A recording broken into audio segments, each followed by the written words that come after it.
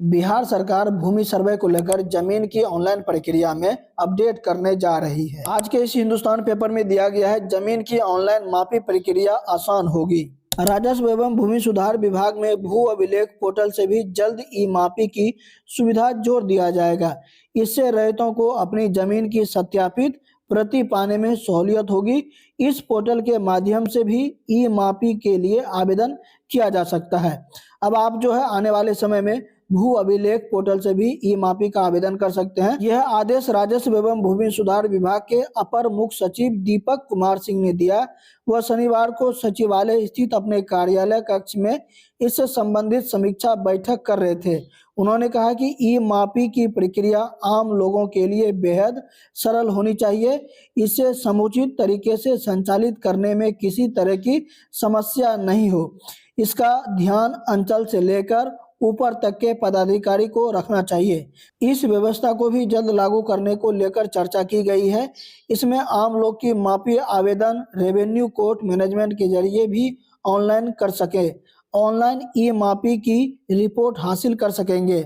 जो ये portal launch किया जाएगा ई मापी का, जब आप लोग जमीन की मापी करते हैं तो वहां पे आपको ऑनलाइन ही आपको ये रिपोर्ट मिल जाएगा। इसके बाद आगे भी जानकारी दिया गया है, बिना जमाबंदी के भी जमीन का हो मापी। अब बिना जमाबंदी का भी जमीन का मापी किया जाएगा।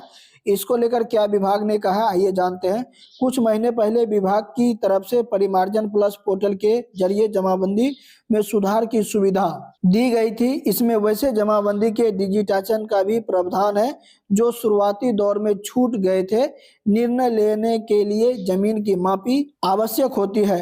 अपर मुख्य सचिव ने निर्देश दिया कि बिना जमाबंदी के भी नापी का प्रावधान किया जा सकेगा। अब जो है आप लोग बिना जमाबंदी के भी आप जो है नापी करा सकते हैं, इसका प्रावधान भी किया जाएगा। यह बात भी सामने आई कि राज्य में प्रति अमीन की प्रतिदिन औसतन 3 मापी का कार्य किया जा रहा है। ये सभी रैयतों भूमि से संबंधित मामले हैं।